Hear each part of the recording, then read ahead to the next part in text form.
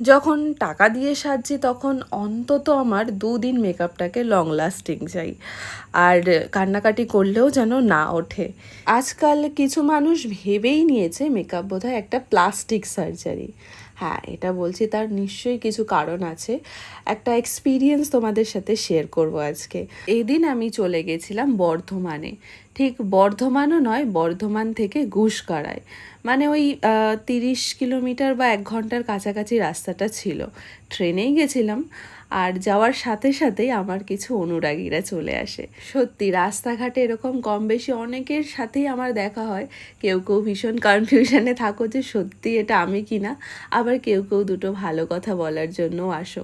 আমার ভীষণ ভালো লাগে তোমরা যখন এসে ডেকে আমার সাথে কথা বলো। আর ওদের সাথে দেখা করেই আমি চলে গেলাম আমার ব্রাইডের কাছে। এই যে আমার ব্রাইড বিপাশা, ওর ছিল সেদিন রিসেপশন, তো ভাত কাপড় করে একদম সম্পূর্ণ বেশে ও রেডি। একটা মজার বিষয় শুনবে, মেকআপটা শুরু করার আগে আমি দেখছিলাম ওর হাজব্যান্ডের সাথে আপনি আপনি করে কথা বলছিল। তো আমি ওকে জিজ্ঞাসা করলাম যে তুমি কেন আপনি করে কথা বলছো আজকালকার দিনেও? তো ও তখন বলল, আমাদের কিন্তু দিদি লাভ ম্যারেজ রিলেশন করেই বিয়েটা হচ্ছে, কিন্তু তবুও আমরা প্রথম থেকেই দুজনকে আপনি আপনি করেই কথা বলেছি, কারণ আপনি করে বললে নাকি চট করে ঝগড়াঝাটিও হয় না, একটা সম্মান বজায় থাকে।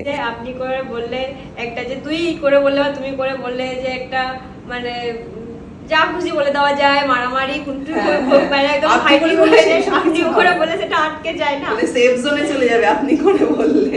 সেটা মানে মারতে গিয়েও মারাটা আটকে যাবে, হাতে উঠবে না।